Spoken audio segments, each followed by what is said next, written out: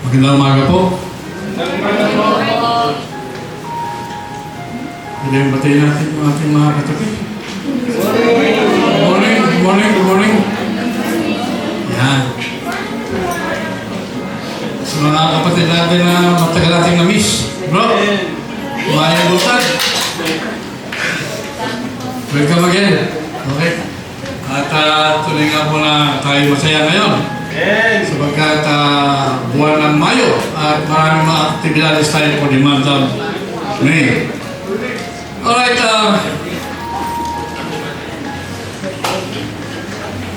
ilan na ho ba rito ang yung mga sikreto na babangitin na lang po natin. Yung pong edad 40 to 45, pakitas po kami. Sikreto lang po yan, okay? Alright. Bilangin lang po, mga 45 to 50. Ayan, ayun. Yung naman 50 to 55. Yung naman 55 to 60. Yeah, and then 60 to 65. Yeah, kasi yun din eh. Okay. And 65 to 70. Ayun, meron po. At 70 to 75.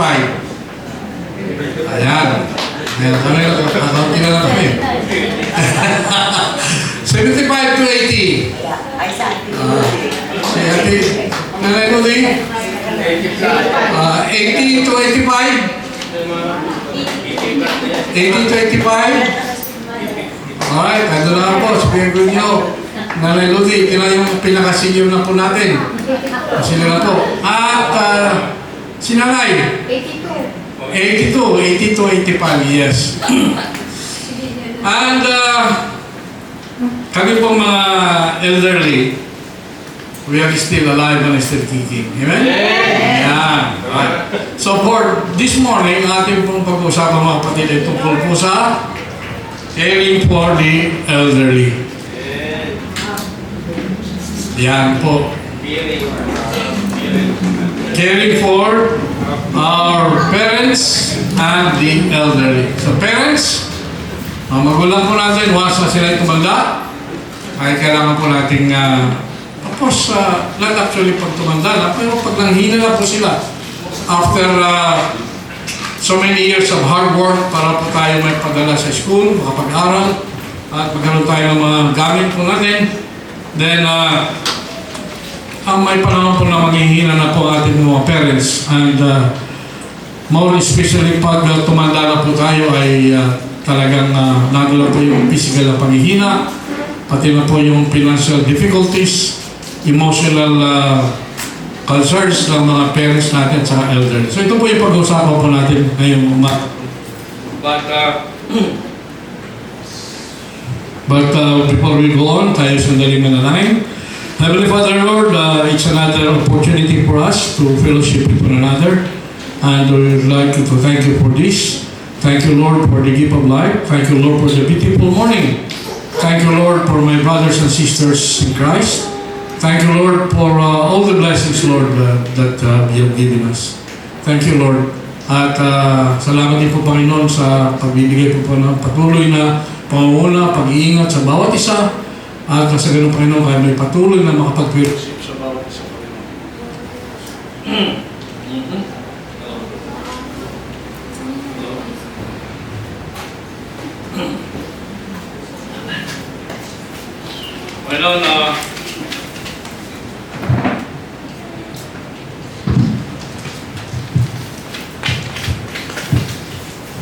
Panginoon, as we continue to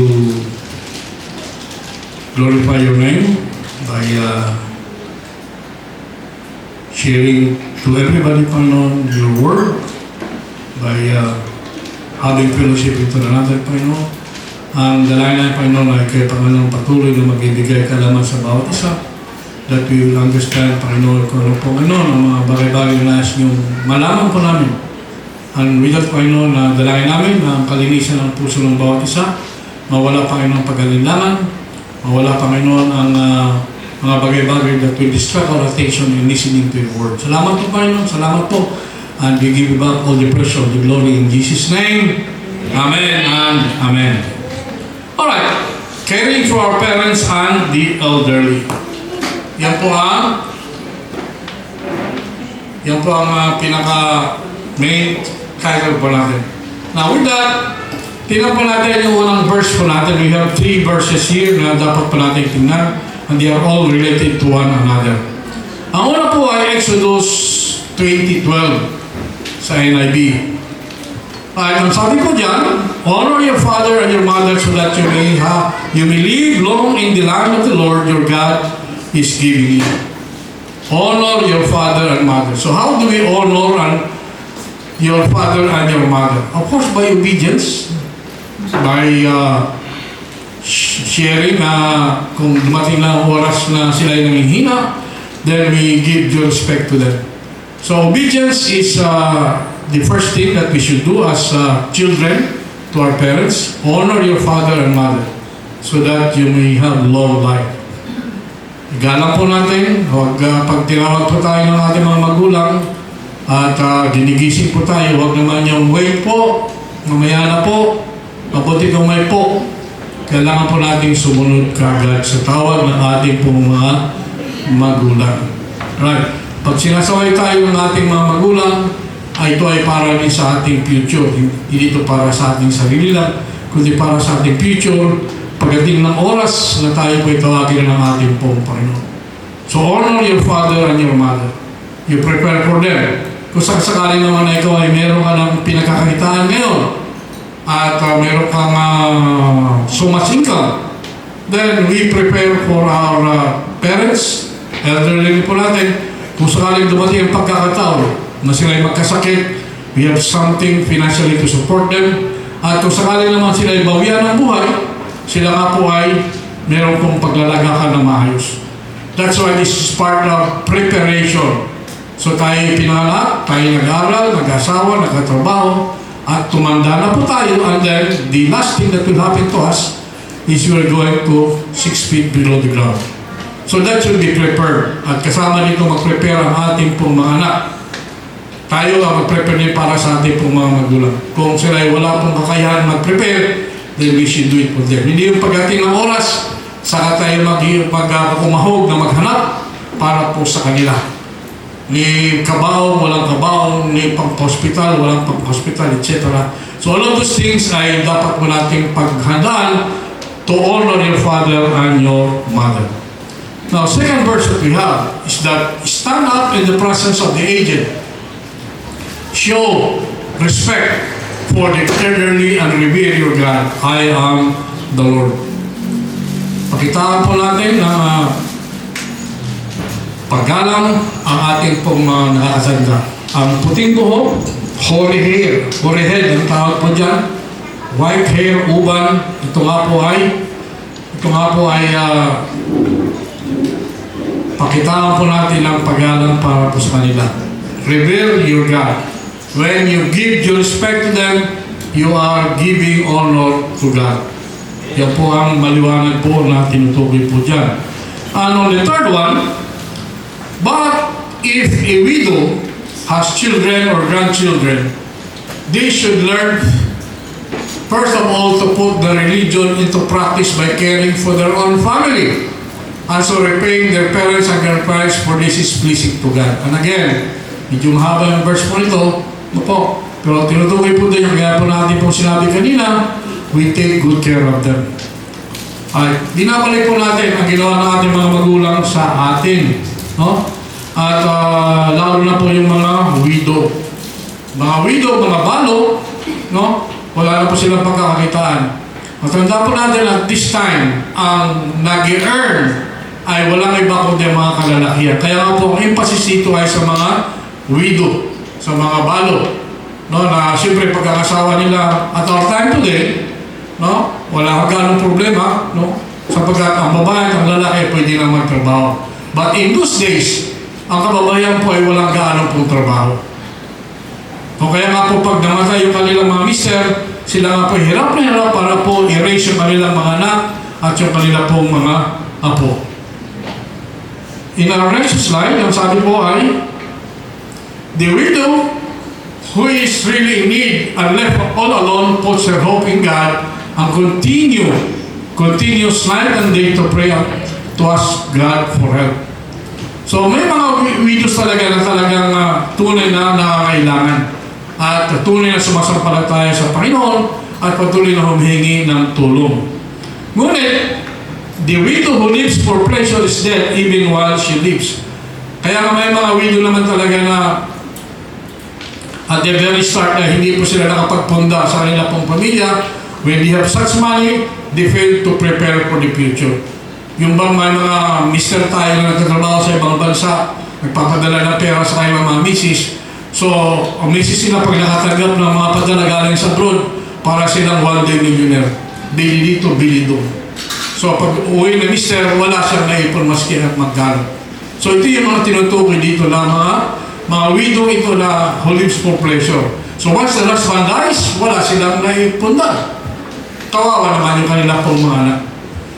Now, give the people this instruction so that no one may be open to blame. That is why we're studying this, mga kapatid, para nang sa Panginoon, makapaghanda po tayo. Makapaghanda po tayo, tayong mga ngayon na mayroon pong pinagkakitaan, we have to prepare for this. Now, anyone who does not provide, in our next slide, for their relatives and especially for their own household, has denied the faith and is worse than an unbeliever. Now, talking to Christians, dapat po tayo mag-provide para po sa ating kapamilya lahat. Now, if we can afford to help the other siblings, mga pinsanin natin dyan na mga kailangan, then it's good. But start first in your own household. Doon muna ang tulong natin sa ating pong pamilya. That is why, sa ating pong discussions, na pag-usapan natin na ang pag-share ng magandang balita ng kaligtasan ay dapat magsimula doon sa family circle muna. Then from there you go outside, papalabas na po tayo. Sapagkat kung hindi po natin gagawin na tulungan muna yung nasa loob ng ating pong pamilya, then ang sabi po dyan, we are worse than an unbeliever. Because ito pong verse na ito is addressed to believers. That is why, ang ano ba ang mga ginagawa ng mga unbelievers? Baliwala po sa kanila yan. Bahala ka sa buhay mo. Kung yun ang ginagawa mo, then go ahead. No? Baliwala sa kanila yan. Ngunit tayo bilang isang Kristiyano, mga kapatid, born again Christians, ito yung paalala po para po sa atin. Now, we live, mga kapatid, in a world that often celebrates youth and overlooks age. Habang tayo po ay bata pa, maganda, gwapo, malakas, sexy, no? Then we tend to enjoy our youth. I think there's nothing wrong with that. Pero huwag mong i-overlook ang age natin. Na ang mga aged natin, na mga elderly, mga parents po natin, ay huwag po natin kakalimutan. Yet the Bible reminds us that caring for parents and the elderly is not optional, mga kapatid. It is a divine command. Utos po ito ng Panginoon sa atin na ating pong alagaan, suportahan ng ating pong mga magulang. Ang iba nga po dyan, pinagsasamantala pa yung magulang nila, no? Matanda na, sila pang hinuhututan ng mga anak. Inuubos lang sa paglalasing, sa pagsusugal, no? Kawawa naman yung ating mga magulang, ang mga elderly po natin. Now, honoring them is both worship and witness. Yes, we honor them. And at the same time, we talk to them about the Word of God. So kaya nga, sa ngayon, ating pong tingnan ang banal na kasulatan at titingnan natin ang responsibility ng bawat isa sa atin tungkol po dito. So what is your responsibility as a Christian towards your elderly and towards your parents? Once they grow old, and once na nanghina na yung kanilang mga tuhod. Kami pong mga senior citizen we do not pretend to be strong as ever. We do not pretend na ang aming lakas ay the same noong una pa. Let us bear in mind, ang ating pong katawan is already from the top, it's going down already. Kaming mga senior ngayon ay pababa na. From the top, you're going down. Now we feel some pain in our bodies already. Masakit ang tuhod, masakit ang kalingkingan, etc. No? Hindi makatulog. No? All of those things are happening in us today. Hindi po natin pwedeng ipagsangkabihan. Even our eyes are failing already. Even our ears are failing already. So anong dapat gawin? Ang dapat pong gawin ay talagang paghandaan yan at suportahan ng ating pong mga anak. The problem is, kung ang mga anak natin ay hindi natin naturuan ng maayos, sa pagdating ng oras, then wala silang may tutulong sa atin sapagkat hindi natin sila naturuan. Maging individualistic sila, they will be focusing on their own self only, disregarding their parents and their siblings. So yan po ang nagiging problema na po natin. So, ano ba ang responsibility natin ngayon? The first one is God's command to honor your parents. So, may command ng Panginoon to honor your parents. At maliwanag po yan doon po sa Exodus 20:12. Honor your father and mother. So, that was the first of the Old Testament. Now, this command is repeated doon po sa Ephesians. At kasama po dyan ang pangako. Ang pangako. Honoring means more than polite words. It means practical care, respect, and provision. Hindi ko po ang magulang natin ay wala nang silbi, no? Wala nang pakinabang, then ay papabayaan na po natin sila. May mga magulang na kumikita lang ng SS lang for about 5,000 pesos a month, kinukuha pa ng anak. O di kaya sinusuportan pa ng elderly doon sa kanya pong mga apo, no? Out of that 5,000 pesos. So yes, may support po ang ating pong government. And in our next session, maybe, ay pwede natin pag-usapan ang ginagawa ng ating gobyerno to support our elderly. But for this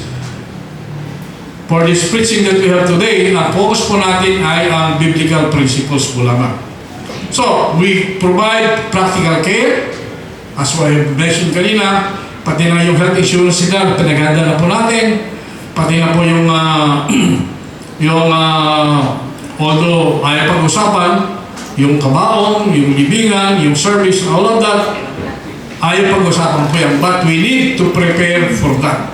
Including po yung mga last will and testament, which many of us ay nakalimutan gawin. Kailangan po yan para hindi po mag-away-away ang maiiwan. So kailangan pong i-prepare po yan. Yan po yung ating pong tinutukoy na practical care. Of course, respect and provision. We support them sa kanilang mga pangangailangan. At baka naman ang ibigay nyo sa inyong nanay at tatay ninyo na nanghihina na ay mga pinaglumaan na mga damit. Huwag naman ganoon. Bilang naman natin sila na medyo kagalang-galang na damit, kagalang-galang na mga pantalon o mga bestida po para po sa kanila. Right? Then, in Ephesians 6:1 as we read, sabi po dito, children, obey your parents in the Lord, for this is right. Yes. So this is a command. Honor your father and mother, which is the first commandment with a promise. Ano yung promise? That it may go well with you and that you may enjoy long life on earth. Mga kabataan, take note of this. Maliwanag po sinasabi dyan. First commandment with the promise that you may go with you and that you may enjoy long life on earth.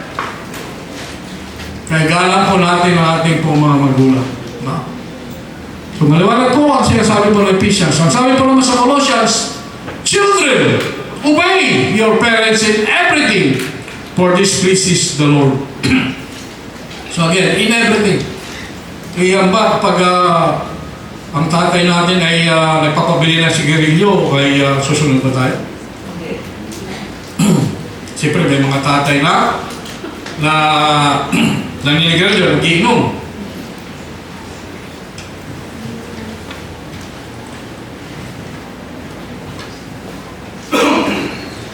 So sa mga bata pa, maaaring sumunod. Pero sa atin na nakakainawa na, then we can say na ang pagninigarilyo ay masama sa katawan natin.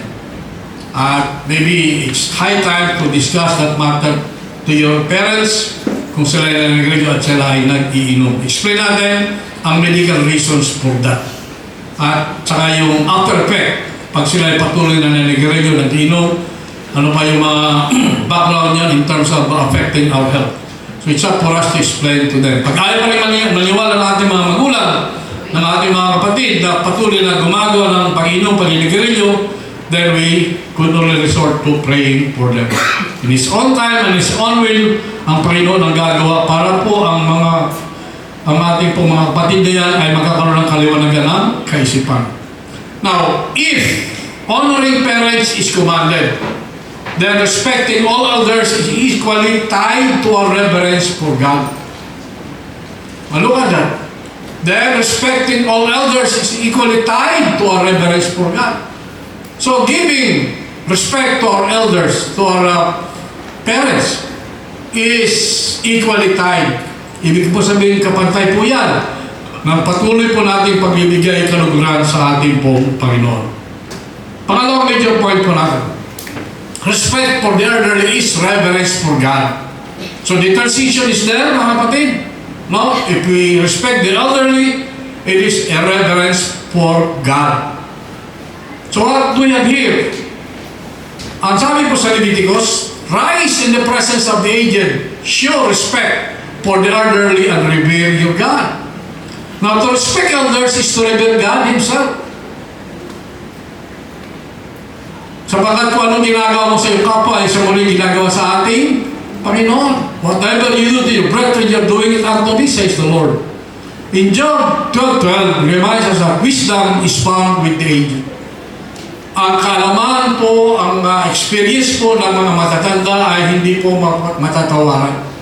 Marami pong kaalaman na dapat po malaman ng mga kabataan ang mga sinasabi po ng matatanda.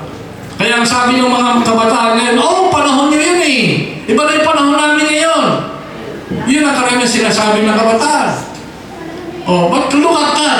Pabalik-balik lang pong panahon natin eh. Noong unang panahon, sa panahon pa namin, bell-bottom pa yung aming pantalon. Dumating ang pagkakataon, binabalik ka naman ngayon ng bell-bottom. Tingnan po natin, pabalik-balik lang po mga ito, mga kapatid. Alright? So there are things that are like that na talaga pong bumabalik-balik lang po. No? O kaya nga po, yung mga may edad na sa atin, yung mga elderly po natin, dapat po natin bigyan po ng paggalang. At kung ang mga sinasabi nila, we listen to them. I remember once na yung lolo ay, lolo po namin nung araw, hindi pa naman ako gano'n nung matanda na, but yung lolo ko talaga ay maraming sinasabi. Siya po ay pastor ng Iglesia de Picada de Jesucristo. Ang kanyang pong Biblia ay ganyang kakapal, pulit-pulit na, pero lahat ng verses doon ay alam niya. At doon po ako nagkaroon ko ng kaliwanagan tungkol po sa Panginoon sa kanyang pong mga sinasabi. Nakatawa lang, nakangiti lang. Pero sinasabi siya ng mga bagay-bagay tungkol po sa banal na aklat. And true enough, yung mga sinasabi niya ay meron pong wisdom. Sabi niya, sa buhay natin ay sandali lang tayo sa mundo ibabaw na ito. We all come and go. Ang focus po natin ay hindi po yung sa ngayon na nangyayari sapagkat ang lahat ng nasa mundo ito ay papanaw. Ngunit ang salita ng Panginoon ay will remain. Ang banal na aklat will remain. It has been there for quite a long time already. People have tried to burn the Bible, to destroy the Bible, but tuloy-tuloy pa rin ang banal na kasulatan. So kaya nga po, mahalaga na patuloy tayong mag-aral ng salita po ng Panginoon sapagkat yan din pong sinasabi po ng mga nakakatanda po sa atin. Now, tingnan po natin ang sabi po sa Job, is not wisdom found among the aged? Does not long life bring understanding? Yes, mga kapatid, very clear and very simple. Right?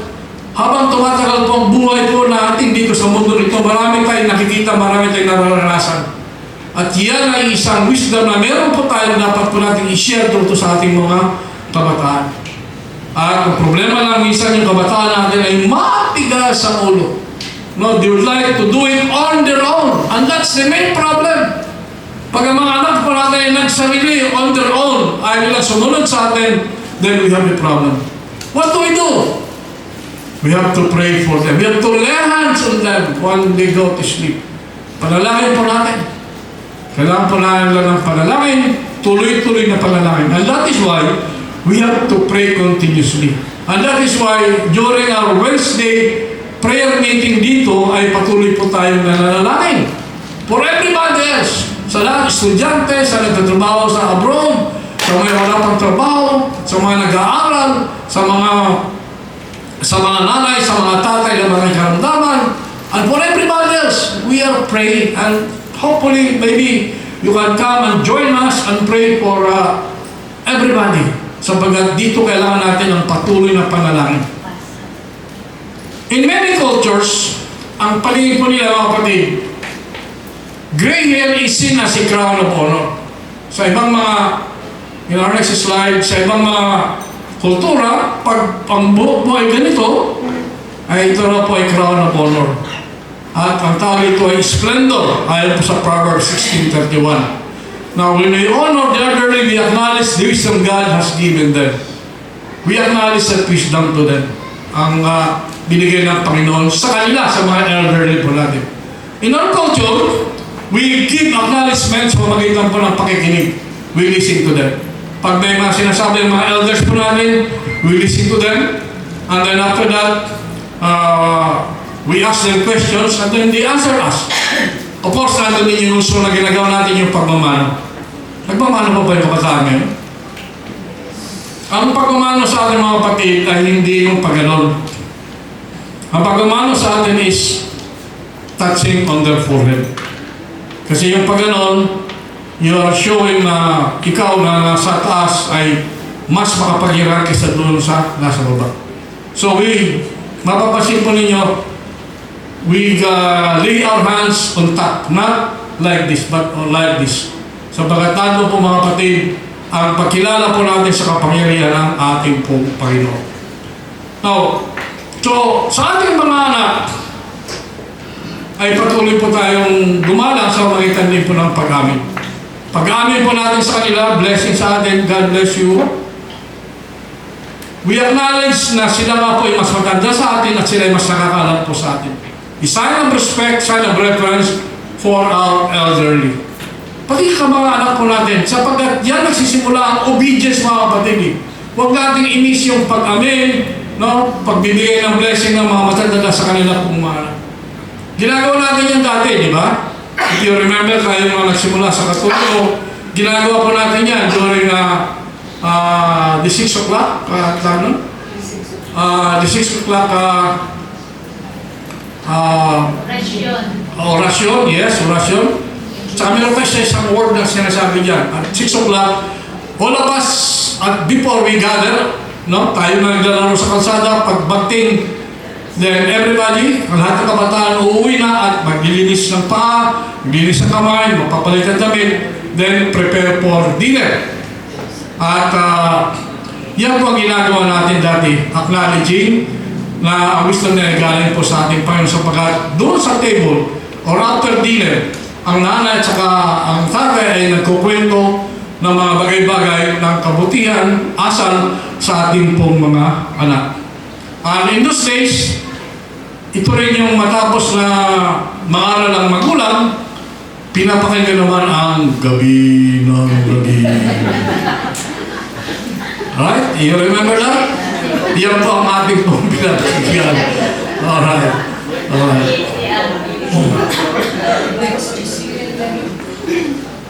Now, sabi ni Solomon, such people, that their gray hair, or ang isang tawag po dyan ay holy head, is a crown of glory. Yes. Kaya nga, all about wisdom.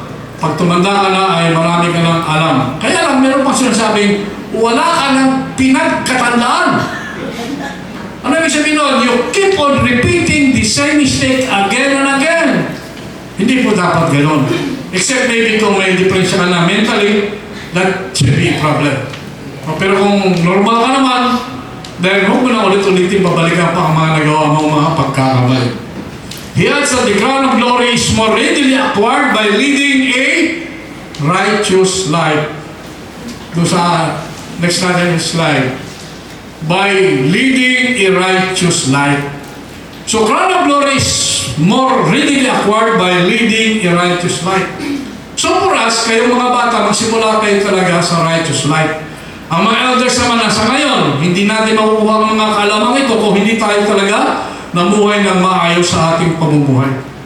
That is why live a righteous life. Pag tinawag natin righteous life, ang basihan po natin dyan ay walang iba kundi salita ng Panginoon. At ang salita ng Panginoon ay walang iba kundi ang banal na aklat. Kasi ang banal na aklat is truthful. At ang palagi natin sinasabi na ang batas ng tao, kung ito'y labag sa batas ng Diyos, ang susundin natin ay ang batas ng Diyos. Now we cannot fool God, we cannot hide anything from God. And that is why we are told to follow a righteous life. Tayo ngayon. Habang tayo buhay pa, let us follow a righteous and truthful life. Patuloy po tayo dumaan mga kapatid. Even there are storms around us, yes, there will be storms, but we can overcome sapagat kasama natin ng ating pong Panginoon. Number 3, Jesus teaching on true obedience. Ang katuruan na ang pagsunod, obedience to obey. Nagpapakumbaba ka, you humble yourself, at that is plain and simple obedience. Ang sabi po sa Mark, Jesus rebuked the Pharisees for neglecting their parents and their religious excuses. True devotion to God is shown in how we treat family. Now, ang mga Pariseo dito at this time ay hindi nila tinutulungan yung kanila pong mga magulang. Sapagkat sinasabi nila na dapat yung gawin ay ang pagbigay ng mga suporta ninyo sa church. Yun ang sinasabi ng mga Pariseo. So, kalimutan niyo mga magulang nyo, sa tabi niya ang priority niyo yung church. Suportahan nyo. Pero po, ang sinasabi po rito, ang pagsuporta sa mga magulang ay pagsuporta rin sa ating pong Panginoon. It's not to the church physically. Because at this time, ang mga Pariseo talaga ay naghanap ng maraming pera. Kaya nga, inobliga nila, according to the culture, inobliga nila yung mga tao na unahin mo na yung church. Unahin mo na, sabagat kailangan daw ng church yan. Pero ang pera ng church na yan ay pumupunta naman sa mga Pariseo. Now, maliwanag po na pag tayo po ay nagsusupport sa ating pong mga elderly, sa ating pong family, then that is what we call a true devotion to our God. Kaya sabi po ni Moses, for Moses said, honor your father, mother, and anyone who curses their father or mother is to be put to death. Wow. Look at that. Anyone who curses their father or mother is to be put to death. Ang sino man, pag sinabing nag-curse, kasama niya pang gumura, binumura nila kayo ng mga magulang, itinatakbil nila kayo ng mga magulang, no? Kung ano mga sinasabi nila ng mga unprintable words to their parents, they should be put to death. Kaya nga po, we always emphasize, huwag po tayo magmumura, huwag tayo magmamaliit ng tao, huwag tayo magmamatas. Sapagkat hindi po yan karapat-dapat. Especially sa ating pong mga magulang, no? Huwag mo silang mumurahin. Do not say unprintable words. Yung mga salita hindi natin maisulat sapagkat napakasama, no? Napakaanghang ng mga salita sa ating pong mga magulang. Wala ka ng silbi! Diyan ka naman! No, yung mga salitang gano'n ay hindi po katanggap-tanggap sa ating mga kapatid. Sapagkat ang mga magulang through all these years ay talagang sumuporta sa atin. Now that you are on top and your parents are really having some financial problems, physical problems, emotional problems, then sila ngayon ay yun na lang itatabi dyan sa tabi-tabi. At papabayaan mo na lang. Kawawa naman po sila. Anyone who curses their father or mother is to be put to death. Sa ating pong mga kabataan, tandaan niyo po ito mga kapatid.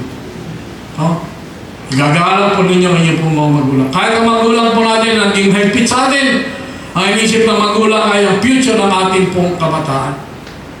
Na sila nga po ay magiging maayos ang kanila pong magiging buhay. How many have become lawyers, have become doctors? Even their parents are just mere nagtatricycle, nagtitinda lang ng karne sa palengke, nagtitinda ng dahi, nagugulay, no? Tindera lang, security guard lang, pero napaaral na kayo ng mga anak, nakapagtapos. Yan ang ginagawa ng mga magulang para sa kanila pong mga anak. And in return, tayo naman ng mga anak ay dapat din balikan natin ang ginagawa ng ating pong mga magulang. At ang ginagawa natin sa ating magulang, ito ay tunay na nakikita ng ating pong Panginoon. But you say, it is alright for people to say to their parents in our next slide, sorry, I can't help you, for I have vowed to give to God what I have given to you. Right? Sa next slide natin. So, ito yung sinasabi ko kanina na ginagawang alibay ng mga Pariseo before. Ginagawa ng alibay yung church disregarding, disrespecting their parents, which is not supposed to be. Now, tingnan po natin, ang priority po natin of course is to give reverence to God. Pero do not make it an excuse para ipasakatin mo lang ang iyong mga magulang. Because by helping, by treating your parents well, you are giving reverence to our God. But to renege, in our next slide, on the bow would be against numbers. Yes, meron pong bow ito yun. Meron pong sumpa, meron pong bow na tinatawag, sumpa. No? Ang sabi po dito, in Numbers 30, verse 2, if a man vows a vow to the Lord, or swears an oath to bind himself by a pledge, he shall not break his word, he shall do according to all that proceeds out of his mouth. Pag meron po tayong mga sinumpaang salaysay, o meron tayong mga pinangako, kanino man, at lalo na sa ating pong Panginoon, then dapat po natin sundin ang ating pong mga pangako yan. Ano mga pangako natin? Mga covenant po natin? Yes. Marami tayo pong covenant. Ang Panginoon may mga covenant ng Panginoon, at sa lahat ng covenant ng Panginoon, kay Abraham, kay Moses, ay kanyang pong sinunod. At ang kanyang pong sinasabi na sa pamagitan ng lahi ni Abraham ay dadami ang mga tao. Yes, tunay nga pong dumami ang mga tao. At ang Panginoon nga nagpo-provide sa ating mga pangangailangan. Yes, yan nga po ay nasusunod. Kung kaya kung ano yung binitawan mong salita para sa Panginoon, ay huwag mong bibitawan yan. Sapagkat you swear an oath, you bind yourself to that oath, then susundin mo ang iyong mga ipinangako. Then you no longer let them to do anything to their father or mother. Now, sa Mark 7:13, ang sabi po doon, next natin. Next one. Thus you nullify the word of God by your tradition that you have handed down, and you do many things like that. Yes, kung ang tradition po natin ay hindi alay sa salita ng Panginoon, ang susundin po natin ang salita po ng Panginoon. And this is usually, ang ginagawa po ng ibang mga katuruan, ay meron silang mga katuruan na hindi alay sa salita po ng Panginoon. What we do in this church that we have is that we base what we preach on the Word of God alone. Ang tawag po natin ay Soli Deo, Gloria for the glory of God, Soli Deo Scriptura, Soli, Sola, Scriptura. Ibig sabihin, Bible-based alone. So ito nga po ang pagbabasihan po natin ng lahat po ng ating pong sinasabing katotohanan at katwiran. Now, next. A man may give offerings at the temple, but if he ignores his aging mother needs, his worship is empty. Jesus made it clear, obedience is not ritual but love in action. Yes, ito nga po yung tinutukoy sa templo. No? Nagbibigay ng offering sa templo, pero kinakalimutan man nila yung kanilang pong mga magulang, and this is in no. Again, ang suporta natin sa magulang should be very clear. Ang ritual po na pagsunod ay hindi po dapat. Sino po natin ang sinasabi po ng Panginoon in love and in action. Pangapat at ang panghuli. family responsibility in the early church. So what is the family responsibility in the early times in support? So sabi po sa 1 Timothy 5:4-8, caring for parents is an act of godliness. Neglect is denial of faith. So we care for our parents, and it is an act of godliness. Sa Acts 6:1 and 4, sabi po, the church appointed deacons to care for the widows. Yes. Ang mga deacons din po ay may katungkulan na tulungan, suportahan ang mga balo na wala naman silang hanap buhay, no, na nangangailangan ng tulong. And the church, when the church is able, kung kaya ng church, the church will support. Kung kaya ng church. At yung susuportahan lang ng church, ay yung mga elderly at mga couples na talaga po nangangailangan ng tulay. Ang iba po naman kasi, kagaya po ng mga ginagawa ng ating gobyerno ngayon, nagbibigay ng mga 4-piece, ano po mga binibigay ng gobyerno, pagkatanggap ng mga senior citizen na yan, ang kanilang mga support, saan na dinadala? Pumupunta sila sa beauty parlor. Pumupunta sila doon sa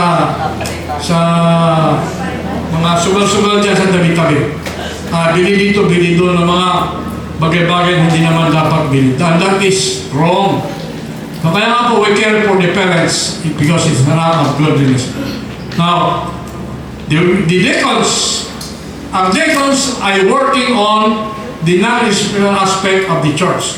Ang elders natin, we have elders here, we have deacons, appointed pa lang. Ang elders natin will work on the spiritual aspect of the church. At yung mga deacons po natin will work on the material aspect of the church. And that includes yung money, ang may hawak po dyan yung ating deacons, yung physical preparation, yung upuan, paglalaba, na mga gamit-gamit natin dito, pag-ayos po ng ating mga technical equipment dyan. Yan po ay trabaho po ng mga deacons po natin. Now, kailangan po na ang church at saka yung pamilya ay dapat mag-share na tulungan ang mga elderly po natin. Kailangan po nilang tulungan. Now, sabi po sa Timothy 5:4, but if a widow has children or grandchildren, they should learn, first of all, to put the religion into practice by caring for their own family and so repaying their parents and grandparents, for this is pleasing to God. Yes, ano pa ang tunay na reliyon? Ang tunay na reliyon ay ang patuloy na sumusuporta sa kanila pong pamilya at sa kanila pong mga parents and grandparents. Pinapalagay ang next. The widow who is really in need and left alone and puts her hope in God and continues night and day to pray and to ask God for help. Ito yung tunay na nangangailangan na sila pa po ay nagre-rely sa ating pong Panginoon. They continue to pray.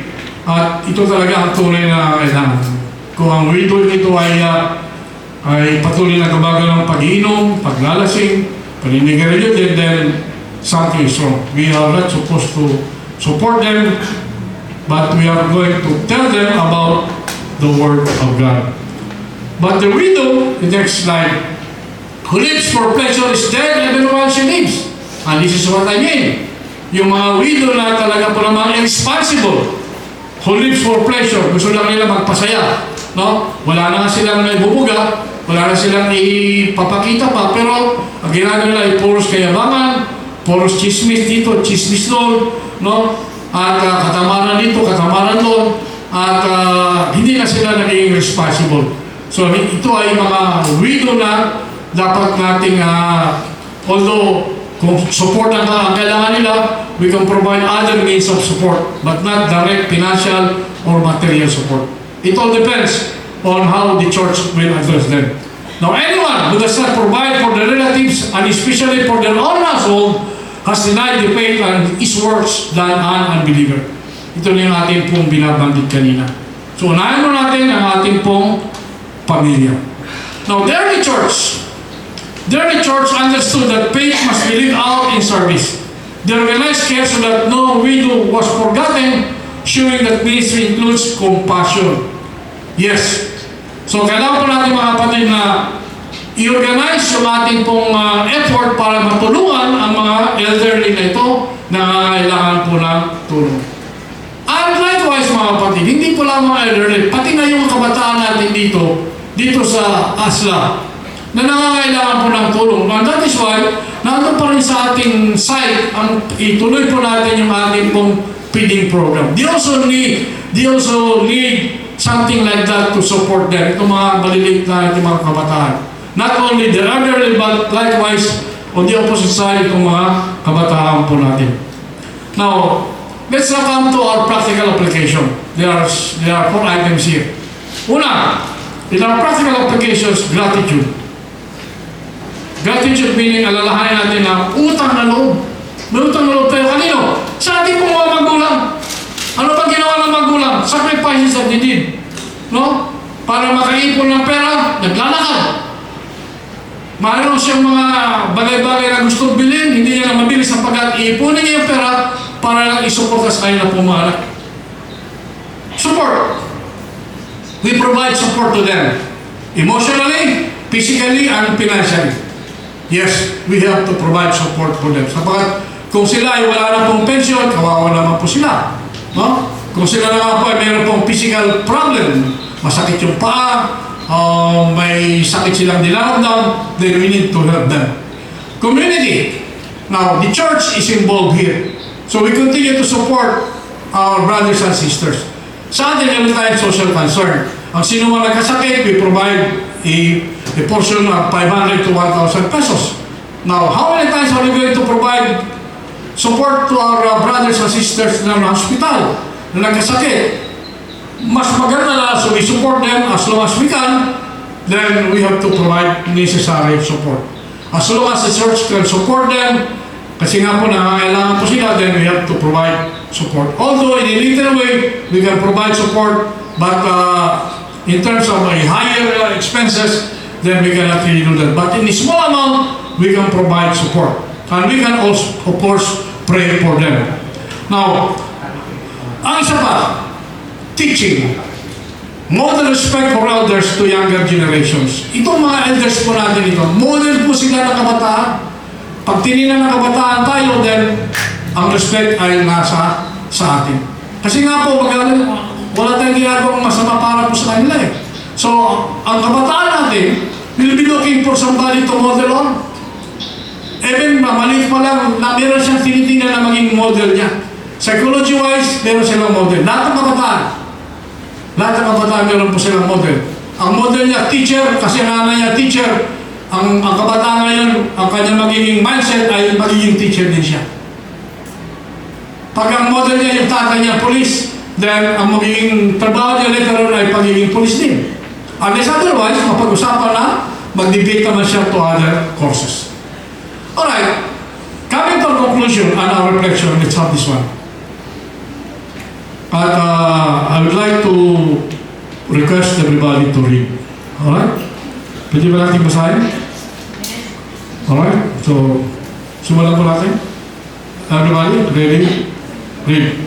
God commands us to honor our parents and respect their memory. This is not just about words, but about actions, showing gratitude, offering support, and valuing their wisdom. When we care for them, we reflect God's love and demonstrate true faith. Next slide, please. Think of the sacrifices parents made when we were young. Just as they cared for us in our weakness, we are called to care for them in theirs. Respecting others is also a way of revering God because their lives carry wisdom and experience. Now let's look at our closing verse. Pwede ba natin basahin one more time? Everybody read. Religion that God our Father accepts as pure and faultless is this: to look other orphans and widows in their distress, and to keep oneself from being polluted by the world. Now, let's pause for a while.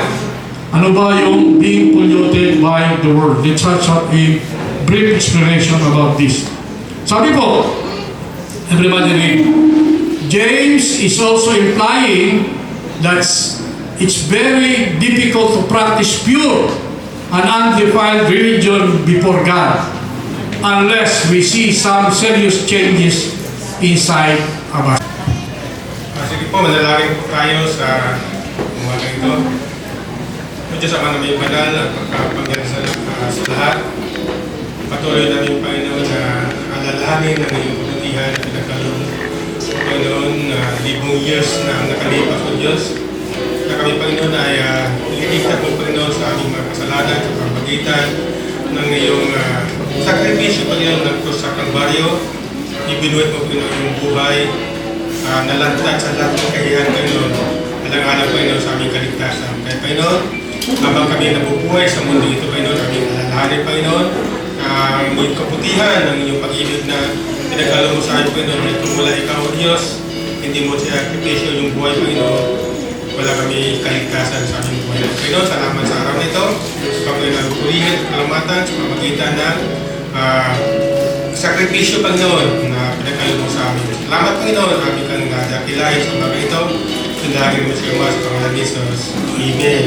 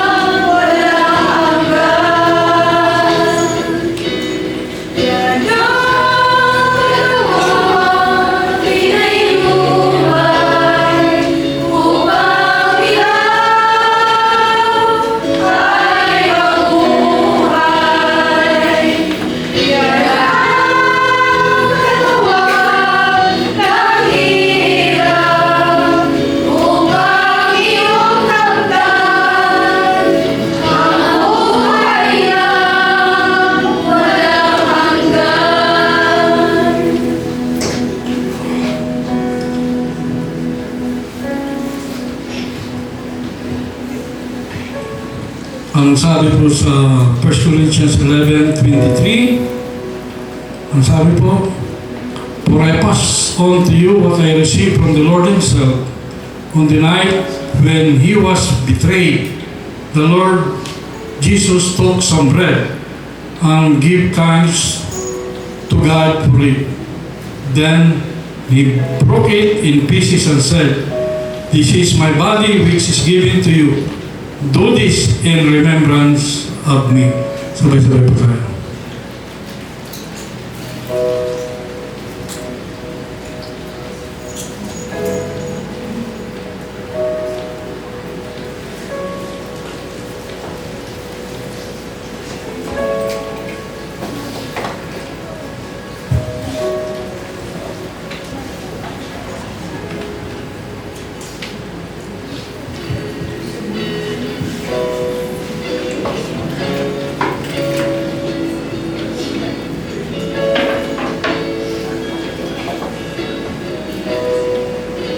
Sige po tayo muli manalangin.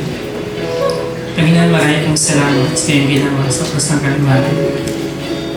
Kung saan, Panginoon, tumanak, Panginoon, ng dugo at tubig ng Panginoon na siya nagigis sa amin. Maraming salamat na tinis mo ang lahat ng iyong para sa kaliligtas namin lahat. At muli sa pag-aalala namin ito sa iyong ginawa. Tunay nga, Panginoon, salamat sapagkat kami nagkaroon ng tiyak na kaligtasan. Ito po ang aming samot dalangin sa tanging pangalan ni Jesus. Amen po. Isa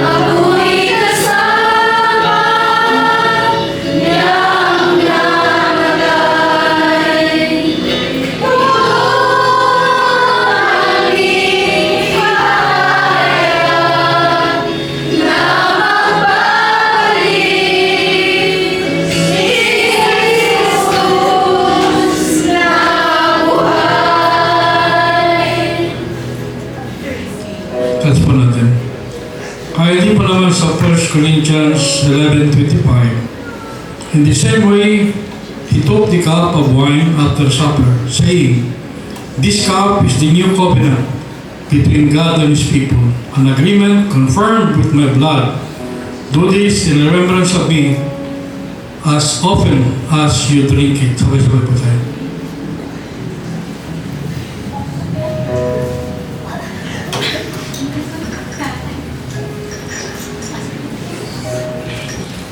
Heavenly Father, once again, kami po ay nagpapasalamat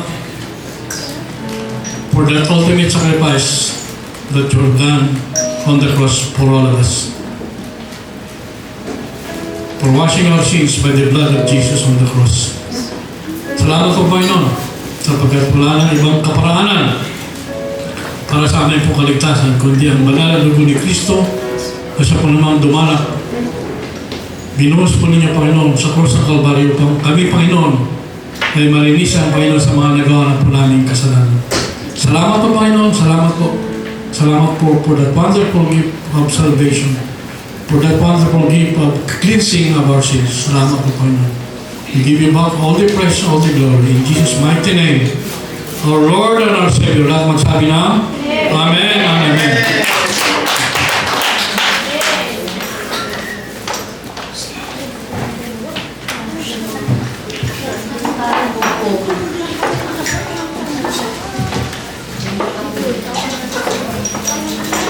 Praise God. Bago po tayo magbigay ng ating mga aloob, nais ko pong ihandog sa inyo ito. Kahit type ako, T-I-G-H-T, magta-type pa rin ako, T-I-T-H-E. Type as in gipit, and type, kapu, pagkakaloob, ating mga handog. Not because God needs my money, hindi dahil kailangan ng Diyos ang aking pera, but because I choose to honor Him with what He has entrusted to me, kundi dahil pinipili ko na parangalan siya ng anumang mga pinagkatiwala sa akin. I give not out of guilt or fear. Nagbibigay ako hindi dahil sa pagkakasala o sa pagkakapahiya o sa aking mga katakutan, but out of gratitude because everything I have is already from Him. Kundi dahil sa aking pagpapasalamat, dahil ang lahat ng meron ako ay galing sa Kanya. It's my obedience even when it's uncomfortable.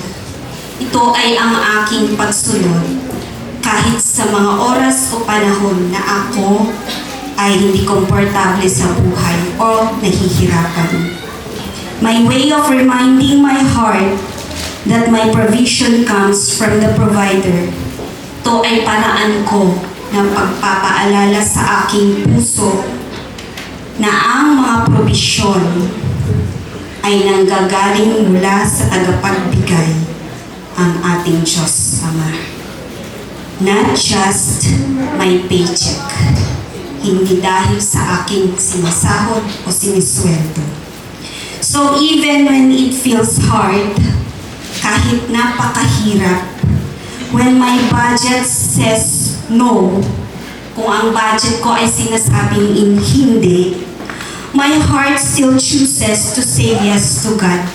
Pinipili ng puso ko na magbigay, magsabi ng oo sa Panginoon.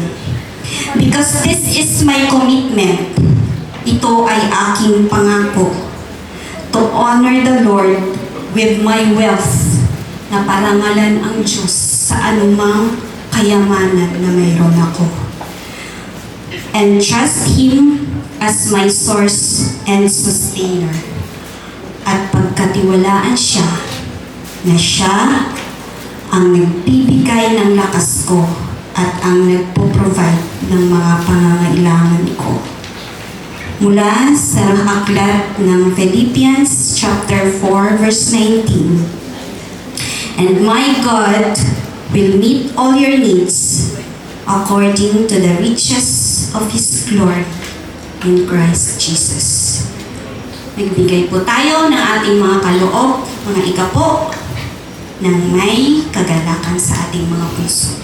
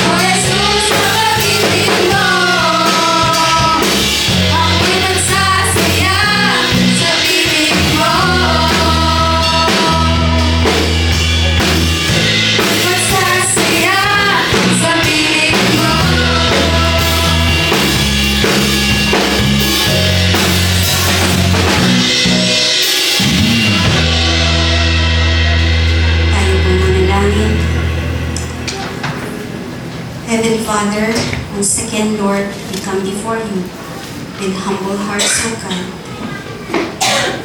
Thank you, Lord, for everything we have. Salamat sa provision, Panginoon, na patuloy mong ipinagkakaloob sa inyong mga anak, Panginoon. Maraming salamat. Maraming salamat sa kanilang mga puso na patuloy na nagtatapat.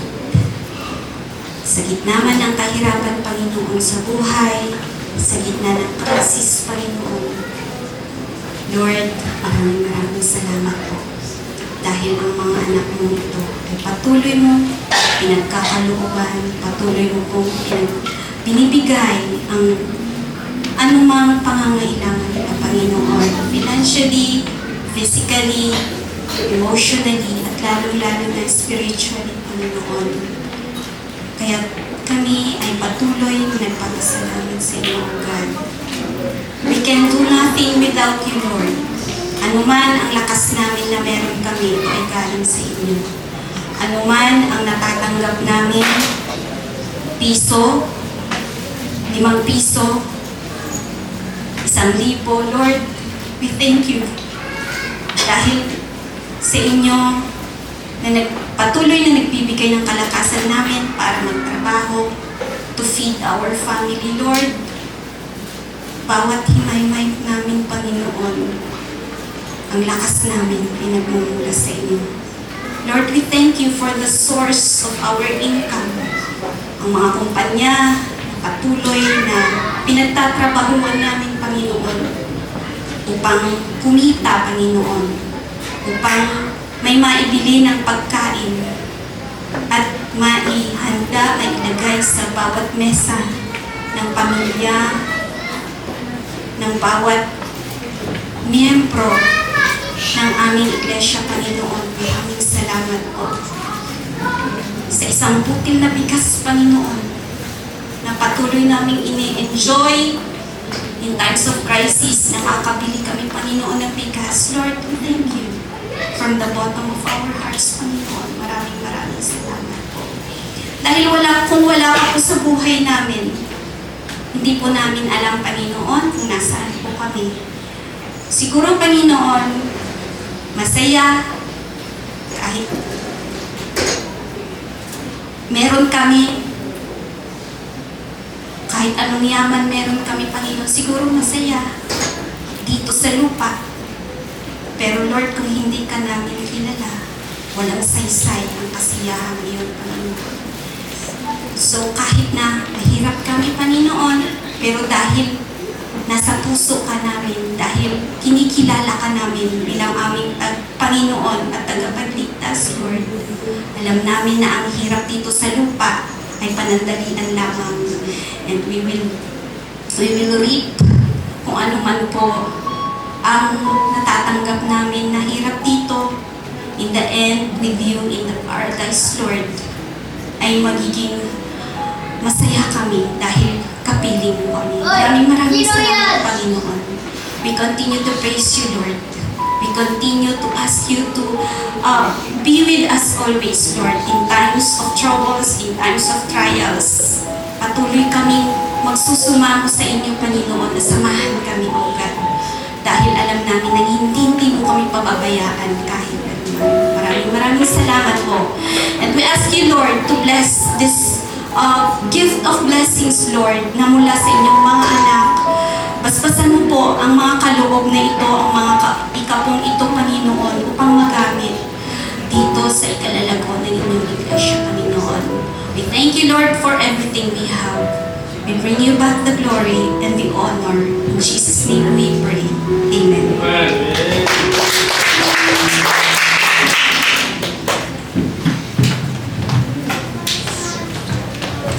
Yan, good morning po sa ating lahat. Tayo naman po ay dadako sa ating announcement. Ano po ang ating schedule? Ang Adult and Youth Sunday po ay every Sunday 9 a.m. to 9:30 a.m. Ang Sunday School Kids at ang Sunday Service proper po natin ay magkasabay po. Nag-i-start po ng 9:30 a.m. at nagtatapos po ng 11:30 a.m. Every Wednesday naman po ang ating prayer meeting na nagsisimula ng 6 p.m. Kung sino po yung available sa oras na yun ay iniimbitahan po namin na dumalo po. Next po.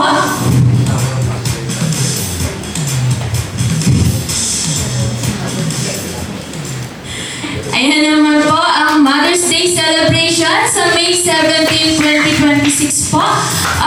Magsisimula po yun ng 4 p.m. sa CBCC Main po. Next. And meron din po magaganap na 2-day camp para po sa ating mga bata na may edad na 9 years old to 12 years old po sa CBCC Main din po siya at May 22 po siya, 7 a.m. hanggang May 23 hanggang 12 noon. Naaliyahan po lahat ng nabanggit sa unahan upang mag-pray po. Then, Pastor, kung meron pong karagdagan announcement.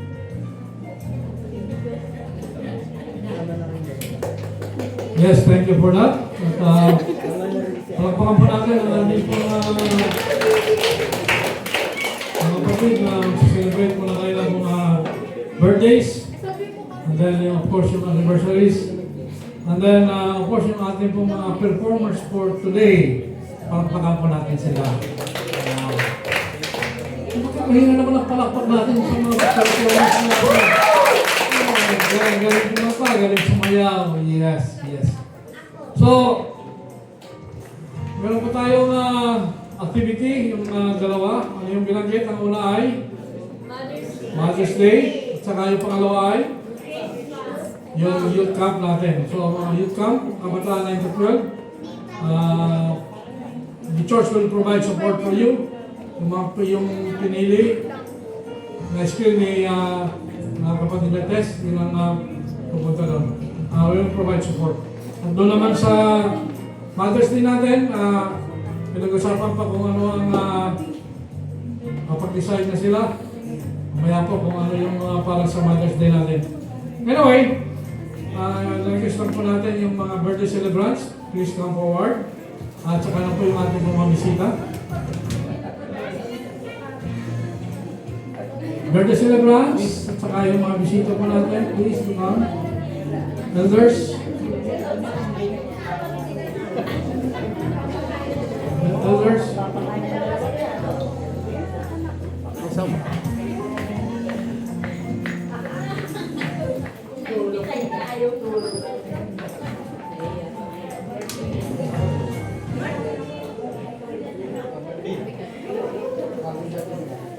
Pakita yung pangalan, yung mga names ng bisita natin.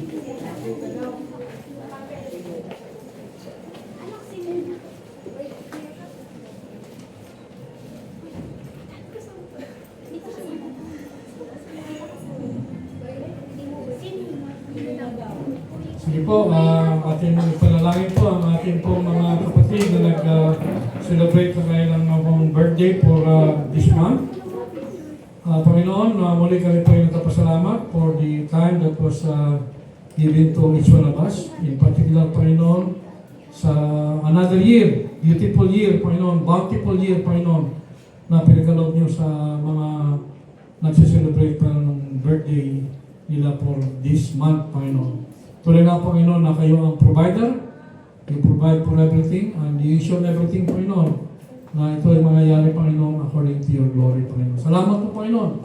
Ayon pong dalangin, Panginoon, na ang aming pong mga kapatid nito ay patuloy na lalakad, Panginoon, ng may righteousness and truthfulness, Panginoon, para po sa ikalugod ng iyong pangalan, Panginoon. Lord, meron po silang mga personal concerns. Meron po silang mga nanais, Panginoon, sa kanilang pong buhay, Panginoon, for this year, Panginoon, and for the coming years ahead, Panginoon. Maybe it is for their family, for their children, for their husband, for their wives, Panginoon, or for their future, Panginoon. Lord, dalayan po namin na kayo, Panginoon, ang patuloy na gagabay, mag-iingat at mag-aayos, Panginoon, ng kanila pong mga cancers na ito. Sa kayo po lamang ang aming pong pag-asa at wala na pong iba. Maraming salamat po, Panginoon. At on this coming years to come, Lord, we pray for them na maging maayos po yung kanila pong physical na pangatawan, yung kanila pong mga kaisipan, Panginoon, yung kanila pong mga spiritual life, Panginoon, ay patuloy na yayabong according to your time and according to your will, Panginoon. Lord, maraming pong salamat muli at aming pong dinadalangin ang patuloy niyong pag-iingat sa kanila at ang patuloy niyong pangawala sa kanilang pong buhay. Maraming pong salamat, Panginoon. Our prayers in Jesus' name. Panginoon, muli din po kaming lumalapit sa Panginoon at aming po mga bisita na lalapit po sa lugar na ito. Aming po nilapit sila sa inyo, Panginoon, ay si Christopher Rosero, Panginoon. Lord, first time po namin nakasama. Ganun po, Panginoon, kay Edwin Lasuna. At ganun din po, Panginoon, kay Indel Lasola, Panginoon. At ganun din po, Panginoon, kay Iniesa Jade Lasola, Panginoon. Lord, sa aming po mga bisita, mga first time po namin nakasama, Lord, marami pong salamat for bringing them over, Panginoon. Lord, aming pong dalangin na itong pagkakataon nito ay maging daan po, Panginoon, upang sila po, Panginoon, ay aming pong makasama in the near future, Panginoon. We are praying for them, Panginoon, as they take their role, Panginoon, in this life, bilang isang anak, bilang isang magulang, or bilang isang ama, or wife or husband, Panginoon. Lord, we pray, Panginoon, na kayo, Panginoon, ang patuloy na gagabay at mag-ingat sa kanila, Panginoon. Sa kanila din po mga personal adhikay sa kanila pong buhay, Panginoon. Mga nanayas sila, Panginoon. Lord, dalayan po namin na according to your will, according to your time, ito, Panginoon, ay mangyayari sapagat kayo, Panginoon, ang aming Diyos na nagpo-provide, Panginoon. Lord, maraming pong salamat. And we look forward, Panginoon, na itong aming po mga kapatid nito, na ngayon po lang na namin nakasama, ay makakasama po namin mali for your glory alone. Maraming salamat po at bigay po natin lahat ng papuri in Jesus' name. Palakpakan po natin. Amen and amen.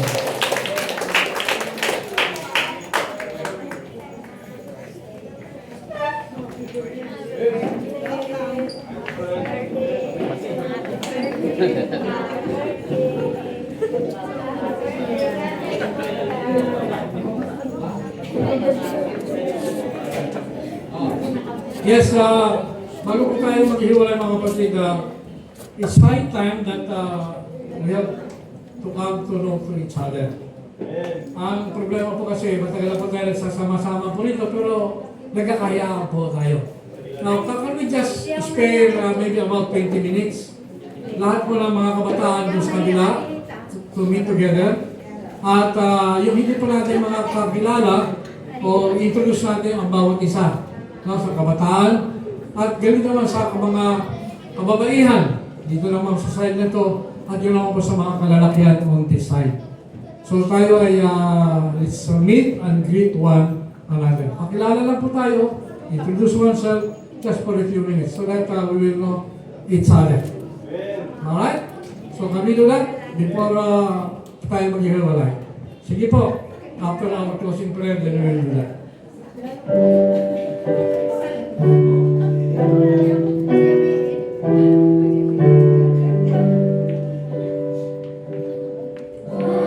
Adios,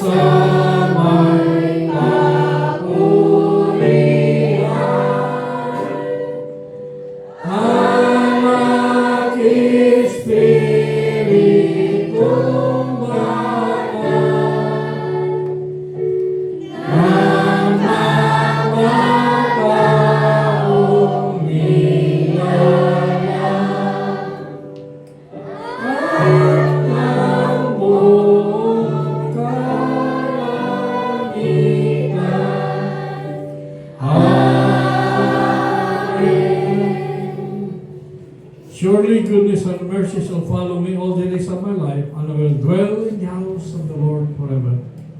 Now all glory to God, who is able to keep you from falling away, and will bring you with great joy into His glorious presence without a single fault. All glory to Him who alone is God, our Savior, through Jesus Christ our Lord. All glory, majesty, power, and authority are His, before all time, and in the present, and beyond all time. Amen and amen. Amen. Amen.